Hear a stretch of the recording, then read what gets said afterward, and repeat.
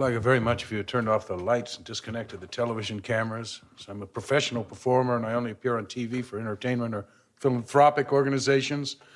I consider this a matter that doesn't fall into either category. You mean a man who has been before the cameras would have difficulty testifying? Yes, when I'm before a camera, I'm an entertainer, not a witness. You're before the United States government now. Which is a very serious thing. Very serious thing. If I were here as an entertainer, I wouldn't have any objection. The committee desires to give the public the information that comes before it in all shapes and forms. And the excuse that you are an entertainer... It isn't an excuse. It is a fact. Has no bearing whatsoever. I am an entertainer, and it's quite different to come before the camera in a carefully rehearsed script. And on the other hand, to come before the camera as a witness before a committee. Now, Mr. Standard... I would appreciate it if you would turn off the lights and the cameras off. Because it would for other witnesses. Make them nervous or interfere with the testimony they had to give. I am not exactly calm this morning. I'm playing in another city. I haven't had any sleep. I couldn't get a room in a hotel. Well, Mr. Standard, let me ask you... Philadelphia. If we do turn off the cameras, will you answer the questions put to you by counsel? I intend to cooperate. I took an oath. I believe in my oaths. Well, in that case, will the television and newsreel cameras please desist during the witness's testimony? Mr. Chairman, Mr. Stander appeared before this committee in 1940. He denied having been a member of the Communist Party and stated that he had never intended to be. 1951, Mark Lawrence testified before the committee and alluded to this witness.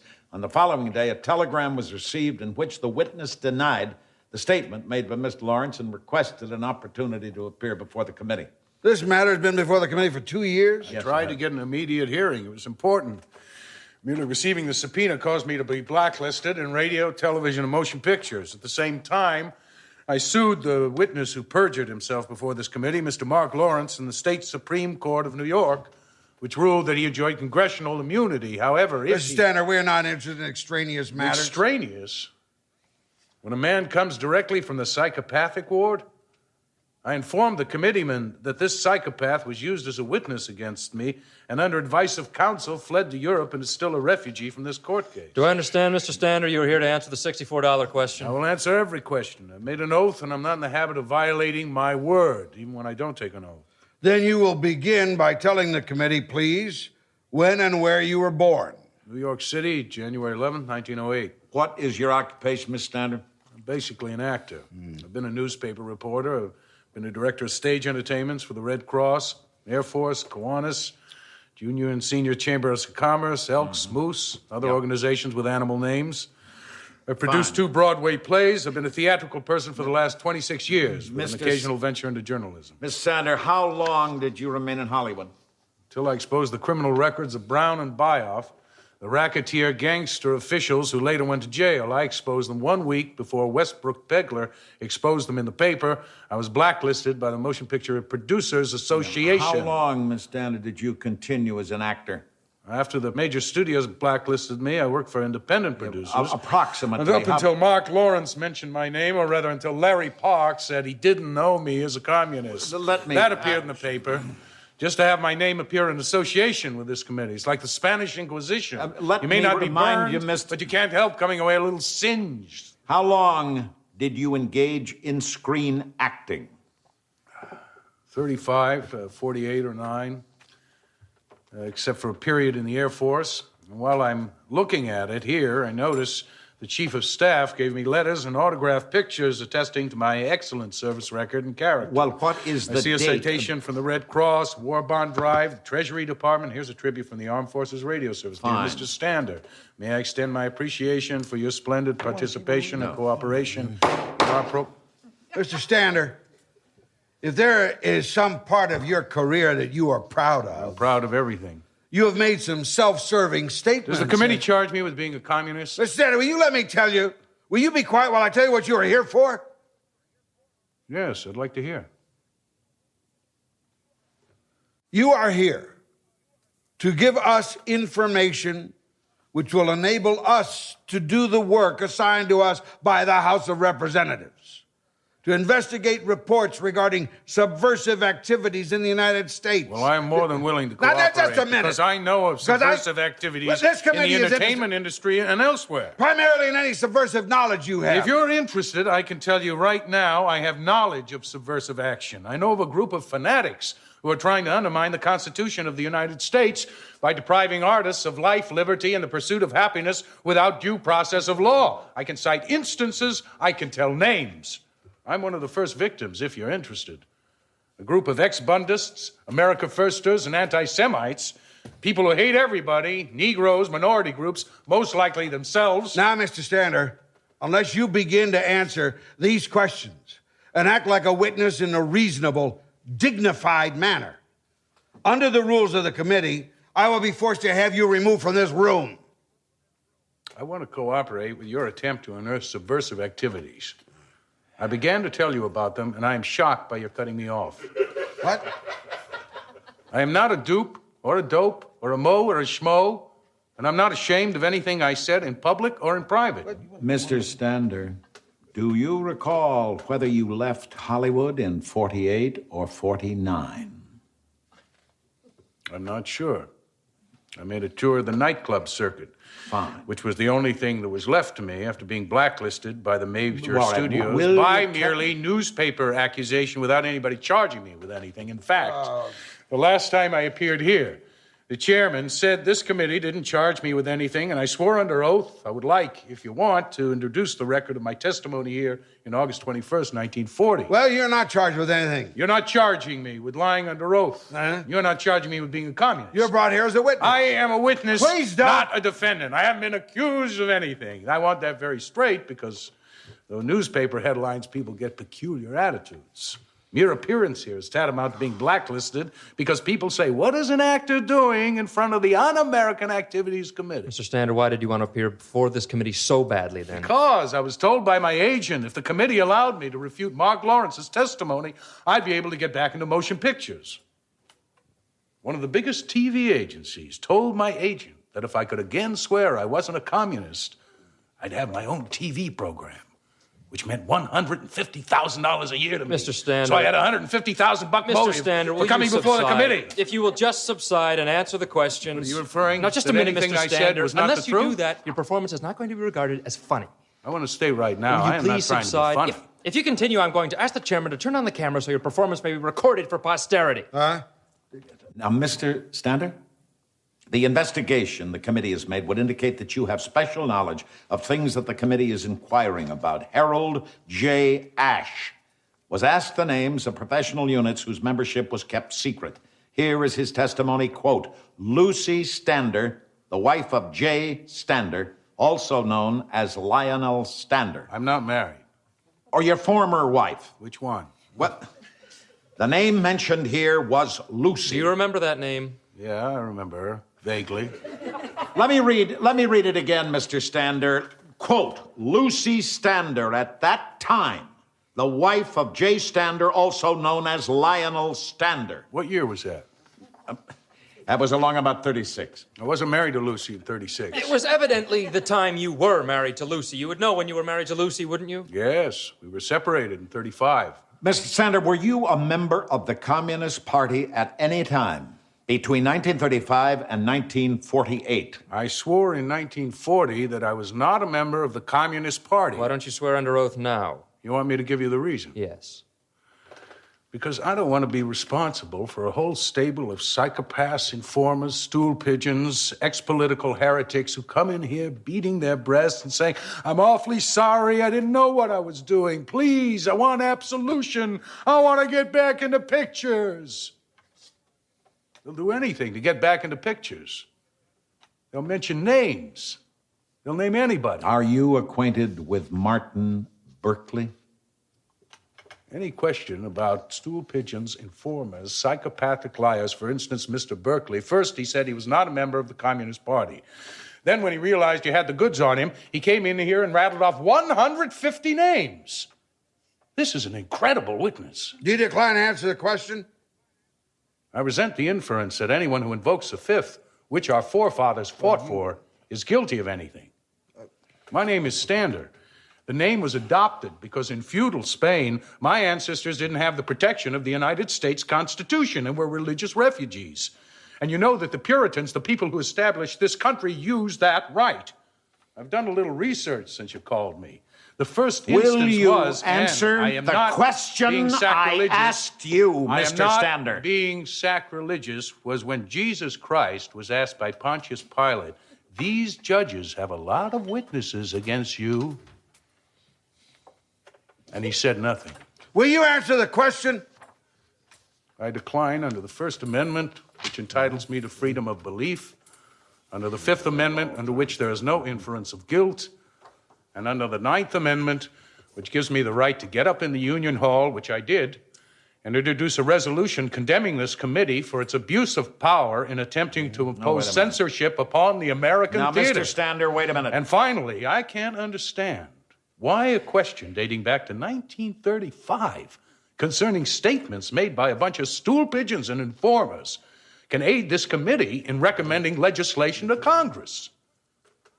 The question is not relevant to the purpose of this committee. It's obvious that the witness is excited and nervous. You're excused. May I read my statement? No, you're excused. Lionel Stander remained on the blacklist. By 1956, Senator McCarthy's influence was waning. With Eisenhower as president, the Republicans had a firm hold on the strings of government. They no longer wanted to prove the existence of communist sympathizers. But the influence of the House Un-American Activities Committee did not wane. Arthur Miller appeared before it in 1956 to defend his right to retain a United States passport. He wanted to travel to England to discuss a forthcoming production of his play A View from the Bridge, in which the central character, Eddie Carbone, prevents his niece from marrying by turning informer. Mr. Miller, in 1953, did you criticize Elia Kazan as a renegade intellectual? No. As an informer? No. After Kazan had been your producer, worked with you on plays, and came down to Washington, testified before the committee, quote, yes, I have been a communist. Yes, I identify so-and-so as people who were in the conspiracy with me, close quote. Did you break with him then? I broke with him. There are private reasons involved, which I don't believe are of interest here. Well, tell us about these meetings with communist writers, which you said you attended in New York City. Who invited you there? I don't know. Who was there when you walked in? I understand the philosophy behind this question. I want you to understand mine. When I say I want you to understand that I am not protecting the communists or the Communist Party, I am trying to, and I will, protect my sense of myself. I could not use the name of another person and bring trouble on him. I ask you not to ask me that question. Mr. Miller, we do not accept your reasons for refusing to answer. You are placing yourself in contempt. Mr. Miller, was Arnaud Dussault chairman at the meeting of communist writers in 1947, at which you were in attendance? All I can say, sir, is that my conscience will not permit me to use the name of another person. You're excused. By 373 votes to 9, the House of Representatives found Miller in contempt of Congress. This charge was dropped in 1958, and the internationally celebrated playwright never went to jail. In the late 40s, the screen star Adolphe Menjou advised the committee that communist tendencies in American citizens could be spotted in a certain type of behavior. Congressman Richard Milhouse Nixon asked him what type. Menjou replied, attending any meeting at which Mr. Paul Robeson appeared and applauding or listening to his communist songs. During the early 50s, an attempt was made by the government and the press to wipe Paul Robeson off the record. Willingness to denounce Robeson was made the test of a star's patriotism. One star to denounce Robeson was his old friend, José Ferrer. Otherwise, Ferrer's new movie, Moulin Rouge, would be picketed and shut down by friends of the House Un-American Activities Committee, many of whom also sought to demonstrate their own patriotism by attacking Robeson. Director Willand of the American Legion stated, the American Legion expresses disapproval of the distribution of Moulin Rouge until such time as the personnel connected with it evidence sincere cooperation with their government. The Legion disapproves of the distribution of the picture because of the various front records of Jose Ferrer and John Huston. Whereupon the Hollywood Reporter announced, Jose Ferrer blasts Soviet Peace Prize. I condemn Paul Robeson's acceptance of Stalin's so-called Peace Prize. The Legion's opposition to Moulin Rouge was then withdrawn. The committee saw its contribution to the war against Paul Robeson was to help the State Department keep the singer from traveling abroad by withholding his passport. Paul Robeson, will you please come forward?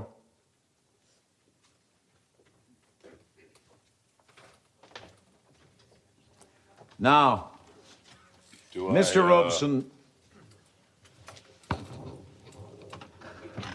Do I have the privilege of asking who is addressing me? I'm Richard Ahrens. What is your position? I'm director of the staff. Did you file a passport application in July 2, 1954? I have filed about 25 in the last few months. In July of 1954, were you requested to submit a non-communist affidavit? Under no conditions would I think of signing such an affidavit. It is a contradiction of the rights of American citizens. Are you now a member of the Communist Party? Oh, please, please, please. Please answer, will you, Mr. Robeson? What is the Communist Party? What do you mean by that? Are you now a member of the Communist Would you like Party? to come to the ballot box when I vote and take out the ballot and see? Mr. Chairman, I respectfully suggest the witness be directed to answer the question. You are directed to answer the question. I invoke the Fifth Amendment and forget it. I respectfully suggest the witness be directed to answer the question whether, if he gave us a truthful answer, he would be supplying information which might be used against him in a criminal proceeding. You are directed to answer, Mr. Gentlemen, Robeson. In the first place, wherever I have been in the world, the first to die in the struggle against fascism were the communists. I laid many wreaths upon the graves of communists. That is not criminal. Chief Justice Warren has been very clear that the Fifth Amendment does not have anything to do with the influence of criminality, and I invoke the Fifth Amendment. Have you ever been known under the name of John Thomas? Oh, please, does somebody here want me to put up a perjury someplace? John Thomas, my name is Paul Robeson, and anything I have to say, I have said in public all over the world, and that is why I'm here today. Mr. Chairman, I ask that you direct the witness to answer the question. He's making a speech. I ask you to affirm or deny the fact that your Communist Party name was John Thomas. I invoke the Fifth Amendment. This is really ridiculous. The witness talks very loud when he makes a speech, but when he invokes the Fifth Amendment, I can't hear him. I have medals for diction. I can talk plenty loud. Will you talk a little louder? I invoke the Fifth Amendment loudly. Sir, who are Mr. and Mrs. Vladimir I Makia? invoke the Fifth Amendment. Do you know a Manning Johnson? I invoke the Fifth Amendment. Do you know Gregory Kifetz? I invoke the Fifth Amendment. Do you know a Max Jurgen? I invoke the Fifth Amendment. Max Jurgen Why took don't you an have oath. these people here to be cross-examined? Could I ask whether this is legal? This is not only legal, but usual. By unanimous vote, this committee has been instructed to perform this very distasteful task. To whom am I talking? You're speaking to the chairman of the committee. Mr. Walter? Yes. The Pennsylvania Walter? That is right. Representative of the steel workers? That is right. And the coal mining workers? That is right. Not United States Steel by any chance. A great patriot. That is right. You are the author of the bills that are going to keep all kinds of decent people out of the country. No, only your kind. Colored people like myself. And you would let in the Teutonic Anglo-Saxon stock. We are trying to make it easier to get rid of your kind, too. You don't want any colored people to come in. Could I be allowed to read from my statement? Will here? you just tell this committee, please, while under oath, Mr. Robeson, the communists who participated in the preparation of that statement? Oh, please. The reason I'm here today, from the mouth of the State Department itself, is I should not be allowed to travel because I have struggled for the independence of the colonial peoples of Africa. The other reason I'm here today, again, from the State Department and from the record of the Court of Appeals, is that when I am abroad, I speak out against injustices against the Negro people in this land. That is why I'm here. I'm not being tried for whether I'm a communist. I'm being tried for fighting for the rights of my people, who are still second-class citizens in this country, in this United States of America. My mother was born in your state, and my mother was a Quaker. And my ancestors in the time of Washington baked bread for George Washington's troops when they crossed the Delaware. My father was a slave.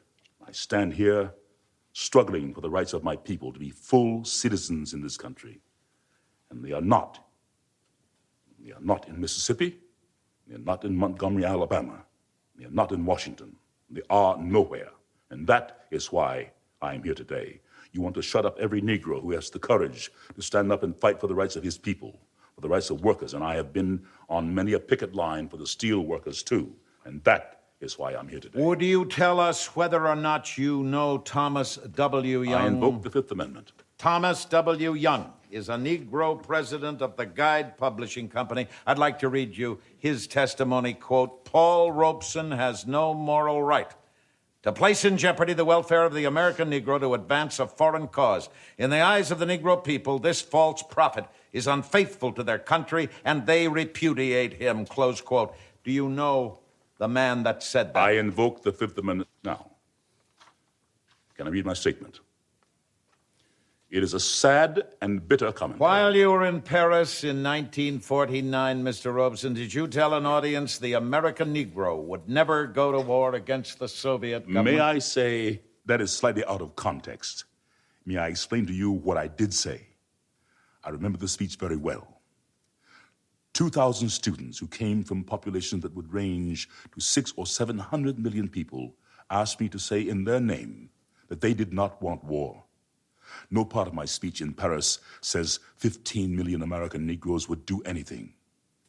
I said it was my feeling that the American people would struggle for peace, and that has been since underscored by the President of these United States. Now, in passing, I said it was... Do you know any people who want war? Listen to me. I said it was unthinkable to me that any people could take up arms in the name of a man like Senator Eastland of Mississippi against anybody. Gentlemen, I still say that. This United States government should go to Mississippi and protect my people. That is what it should do. I lay before you, sir, an article, quote, I am looking for full freedom, unquote, by Paul Robeson in The Worker. July 3rd, 1949, quote, I said it was unthinkable that the Negro people of America or elsewhere could be drawn into war with the Soviet Union. I repeat it with 100-fold emphasis, they will not, close quote. And, gentlemen, they have not. It is clear that no Americans are going to go to war with the Soviet Union. While you were in Stockholm, did you make a little speech? I made all kinds of speeches. Let me read you a quotation. Let me listen. Do so, please. I am a lawyer. It would be a revelation if you would listen to counsel. In good company, I usually listen. But you know, people wander around in such fancy places. You said, Mr. Robeson, and I quote, I belong to the American resistance movement, which fights against American imperialism, just as the resistance movement fought against Hitler. Just like close Frederick quote. Douglass and Harriet Tubman were underground railroaders and fighting for our freedom, you bet your life. I have to insist that you listen to these questions. I am listening. I quote further, why should the Negroes ever fight against the only nation in the world where racial discrimination is prohibited and where the people can live freely? Never. They will never fight against either the Soviet Union or the people's democracies, close quote. Did you make that statement? I do not remember, but what is perfectly clear today is that 900 million people, other colored people, have told you they will not. 400 million in India and millions everywhere have told you The that. witness has answered the question. He doesn't need to make a speech. Did you write an article that was published in the USSR Information Bulletin? Yes. Quote, I want to emphasize that only here in the Soviet Union did I feel that I was a real man with a capital M, close quote. I would say, what is your name? Arendt. I am quite willing to answer the question. When I was a singer years ago, and this you will have to listen to. I am listening. I am a bass singer, so for me, it was Chelyabin, the great Russian bass, not Caruso the tenor. I learned the Russian language to sing their songs. I wish you would listen now. Mr. Chairman, I ask you to direct the witness to answer the question. Just be fair with me. I ask for order. The great poet of Russia is of African blood. Let us not go so It is far important to afield. explain this. Did you make that statement? When I first went to Russia in 1934... Did you make that When I statement? first went to Russia in Did you 1934... make that statement? In Russia, I felt for the first time like a full human being. No color prejudice like in Mississippi. No color prejudice like in Washington. It was the first time I felt like a human being, where I did not feel the pressure of color as I feel it in this committee today. Why do you not stay in Russia? Because my father was a slave, and my people died to build this country. And I'm going to stay here and have a part of it just like you, and no fascist-minded people will drive me from it. Is that clear? You are here because you are promoting the communist cause. I am here because I'm opposing the neo-fascist cause, which I see arising in these committees. Jefferson could be sitting here, and Frederick Douglass could be sitting here. Eugene Debs could be sitting here. Now, what prejudice are you talking about? You were graduated from Rutgers, and you were graduated from the University of Pennsylvania. I remember seeing you play football at Lehigh. There was no prejudice against you. Just a moment. This is something I challenge very deeply, that the success of a few Negroes can make up for $700 a year for thousands of Negro families in the South. My father was a slave, and I have cousins who are sharecroppers. I do not see success in terms of myself. I have sacrificed hundreds of thousands of dollars for what I believe in. While you were in Moscow, Mr. Robeson, did you make a speech lauding Stalin? I can't remember. Have you recently changed What your has mind happened about Stalin? to Stalin, gentlemen, is a question for the Soviet Union, and I won't argue with a representative of the people who, in building America, wasted the lives of my people. You are responsible, you and your forebears, for 60 to 100 million black people dying in the slave ships and on the plantations. Don't you ask me about anybody, please. I'm sure you wouldn't want to discuss with us the slave labor camps in the Nothing Soviet could be Union. built more on slavery than this society, I assure you. I would invite your attention to the Daily Worker of June 29, 1949, with reference to a get-together with you and Ben Davis, formerly communist councilman in New York. Do you know Ben One Davis? of my dearest friends. He is as patriotic an American as can be, and you, gentlemen, are the non-patriots. Just a minute. You are the un-American. The hearing is now adjourned. I think it should be. I've endured all of this that I can. Can I read my statement? No! The meeting is adjourned. It should be. You should adjourn this forever. After 2 more years of waiting and struggle, Paul Robeson got his passport. By that time, 1958, a whole profession had been brought to heel. Some had died, a few by their own hand, others of heart failure. Many were blacklisted. Many maintained their position or improved it. Chairman J. Parnell Thomas went to jail for stealing the taxpayers' money. Before the grand jury, Thomas invoked the Fifth Amendment. On January the 14th, 1975, 37 years, 5 months, and 2 days after its inception, the House Un-American Activities Committee was eliminated as a standing committee. As playwright Bertolt Brecht said, if we could learn to look instead of gawking, we'd see the horror in the heart of farce. If only we could act instead of talking, we wouldn't always end up on our ass. This was the thing that nearly had us mastered. Don't yet rejoice in its defeat, you men. Although the world stood up and stopped the bastard, the bitch that bore him is in heat again. Mr. Chairman, will you direct the witness to answer the question? I told you before, I will answer this question when... You will answer the question. Are you now, or have you ever been a member of the I wish to Communist reply Party? to that question by saying that this involves a serious question of conscience for me. Conscience? Yes, conscience, sir, conscience. I say you do raise a serious question of conscience for me when you ask me to act in concert with you to override the Constitution... Mr. Chairman, I ask you again. Wait a minute, let me answer the question. Let me give you the opportunity to Yes, it does.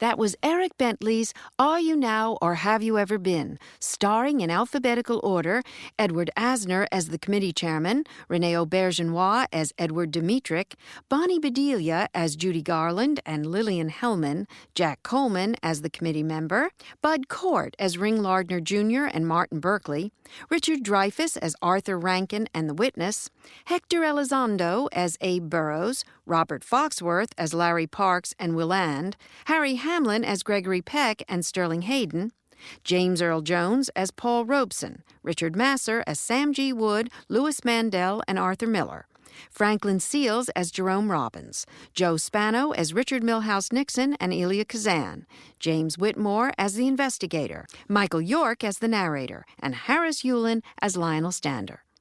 The director was Martin Jenkins. Sound design by Steve Barker. Produced in collaboration with the BBC.